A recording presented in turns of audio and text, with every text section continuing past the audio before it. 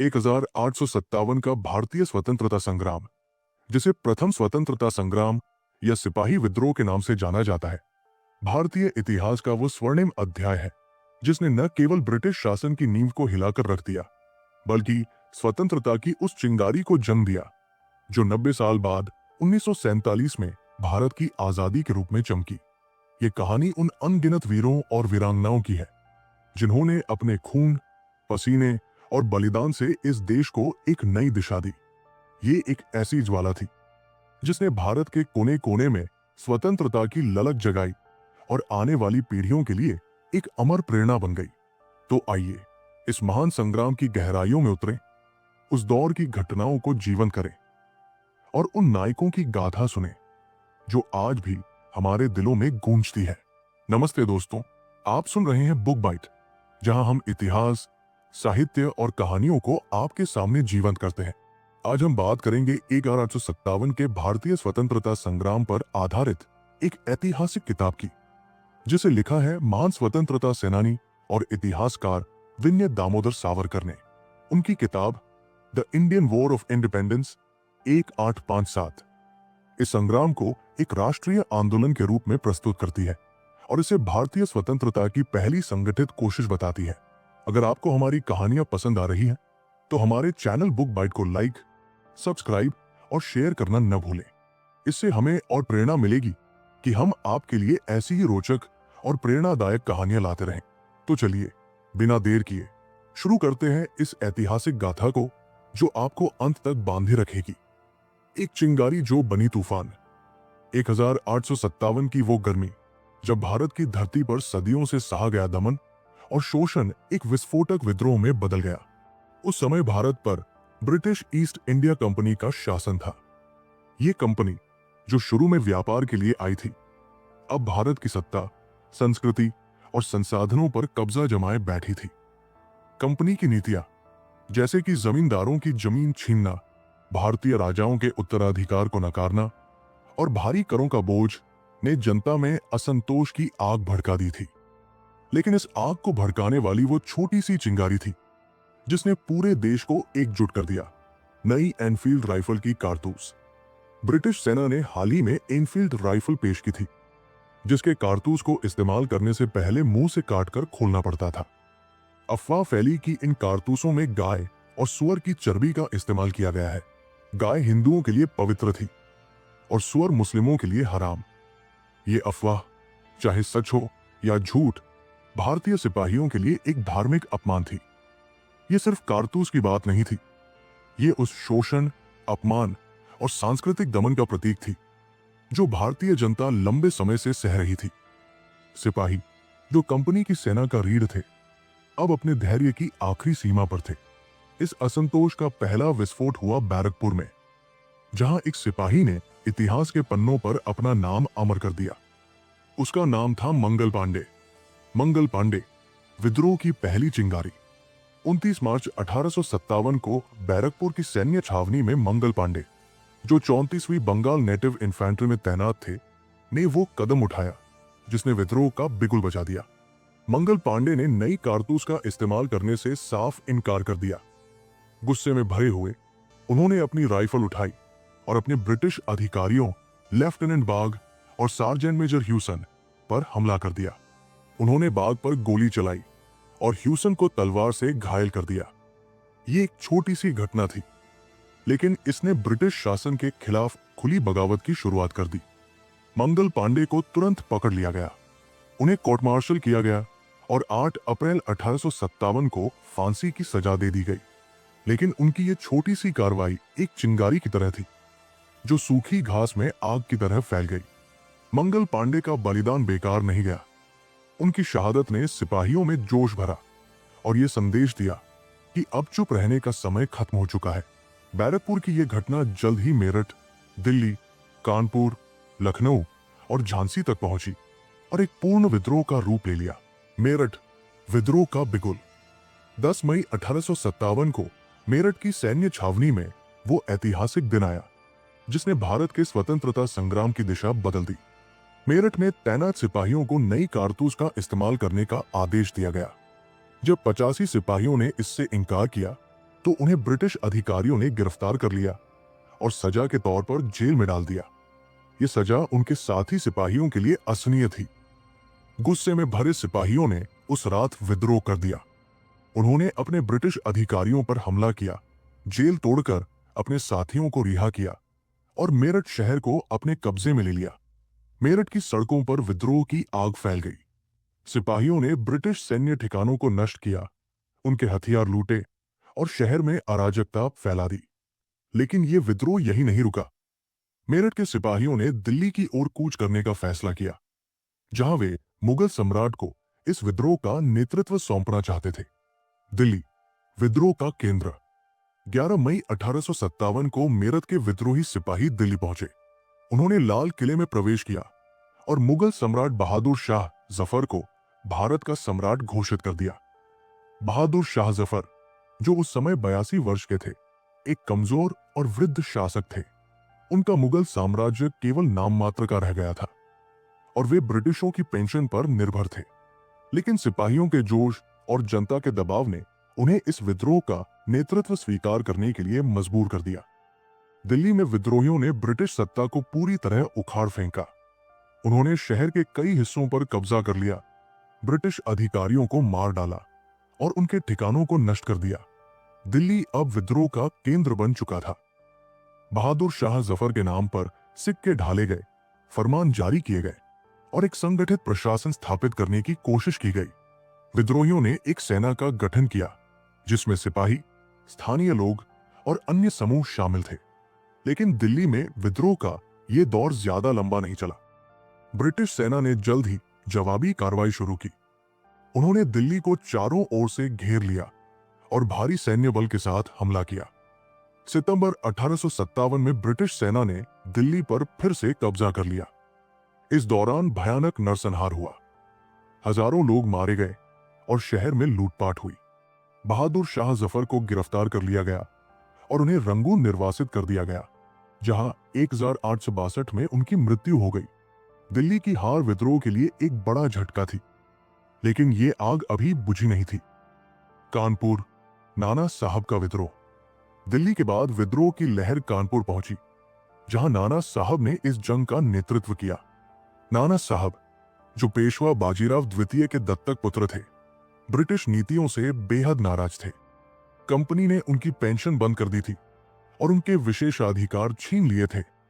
जब मेरठ और दिल्ली में विद्रोह की खबर कानपुर पहुंची, तो नाना साहब ने इसे मौके के रूप में देखा। उन्होंने कानपुर में ब्रिटिश गढ़ पर हमला किया और वहां के ब्रिटिश निवासियों को घेर लिया। कानपुर की घेराबंदी इस संग्राम का एक महत्वपूर्ण हिस्सा थी। नाना साहब ने ब्रिटिश निवासियों को आत्मसमर्पण करने के लिए मजबूर किया और उन्हें सुरक्षित निकलने का वादा किया। लेकिन सती चौरा घाट पर हुए विश्वासघात ने इस घटना को और भी खूनी बना दिया। ब्रिटिश निवासियों पर हमला हुआ, जिसमें कई लोग मारे गए।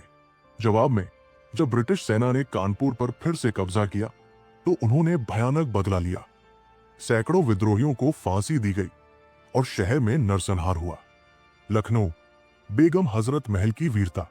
लखनऊ में बेगम हजरत महल ने विद्रोह का नेतृत्व किया। वे अवध के नवाब वाजिद अली शाह की पत्नी थी, जिन्हें ब्रिटिशों ने गद्दी से हटा दिया था। बेगम ने अपने बेटे बिरजिस कादर को अवध का नवाब घोषित किया और ब्रिटिश सत्ता के खिलाफ जंग छेड़ दी। लखनऊ की घेराबंदी इस संग्राम का एक और महत्वपूर्ण अध्याय थी। विद्रोहियों ने ब्रिटिश रेजिडेंसी को लंबे समय तक घेरे रखा, जिससे ब्रिटिश सेना को भारी नुकसान हुआ। बेगम हजरत महल ने न केवल सैन्य नेतृत्व किया, बल्कि जनता को एकजुट करने में भी महत्वपूर्ण भूमिका निभाई। उनके नेतृत्व में हिंदू और मुस्लिम समुदायों ने एक साथ मिलकर लड़ा। लेकिन ब्रिटिश सेना की बढ़ती ताकत और संसाधनों ने अंततः लखनऊ पर कब्जा कर लिया। बेगम हजरत महल को नेपाल भागना पड़ा, जहां उन्होंने अपनी जंग जारी रखी।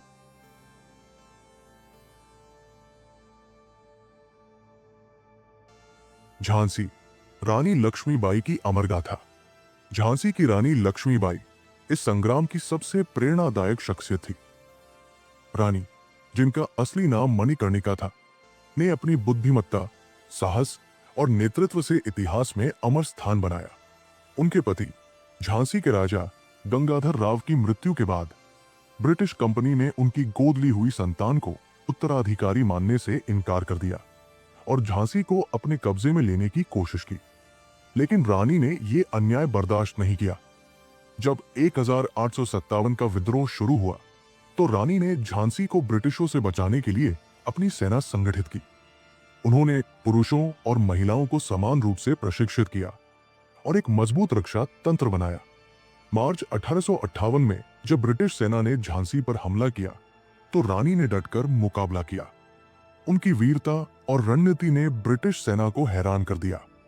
लेकिन भारी सैन्य बल और संसाधनों के सामने झांसी को हार का सामना करना पड़ा। रानी ने हार नहीं मानी। वे ग्वालियर की ओर बढ़ी, जहां उन्होंने तात्या टोपे के साथ मिलकर ब्रिटिश सेना से लोहा लिया। 17 जून 1858 को ग्वालियर में हुई अंतिम लड़ाई में रानी लक्ष्मीबाई शहीद हो गई। लेकिन उनकी वीरता और बलिदान ने उन्हें अमर कर दिया। उनका नारा, मैं अपनी झांसी नहीं दूंगी, आज भी हर भारतीय के दिल में गूंजता है। बिहार, कुंवर सिंह का साहस। बिहार में कुंवर सिंह ने विद्रोह का नेतृत्व किया। 80 वर्ष की उम्र में भी उनकी वीरता और रणनीति ने ब्रिटिश सेना को हैरान कर दिया। कुंवर सिंह, जो जगदीशपुर के जमींदार थे, ने अपनी छोटी सी सेना के साथ ब्रिटिश सत्ता को चुनौती दी। उन्होंने आरा और जगदीशपुर में कई जीत हासिल की और गुरिल्ला युद्ध की रणनीति अपनाई। कुंवर सिंह की सबसे बड़ी खासियत थी उनकी रणनीतिक चतुराई। उन्होंने ब्रिटिश सेना को छोटे छोटे हमलों से परेशान किया और उनकी आपूर्ति लाइनों को तोड़ दिया। लेकिन एक युद्ध के दौरान वे गंभीर रूप से घायल हो गए। फिर भी उन्होंने हार नहीं मानी और अंत तक लड़ते रहे। 26 अप्रैल 1858 को उनकी मृत्यु हो गई, लेकिन उनका बलिदान बिहार के लोगों के लिए प्रेरणा बना रहा। तात्या टोपे, गुरिल्ला युद्ध के मास्टर। तात्या टोपे इस संग्राम के सबसे चतुर और साहसी नेताओं में से एक थे। वे नाना साहब के विश्वास पात्र थे और मध्य भारत में विद्रोह को संगठित करने में उनकी अहम भूमिका थी।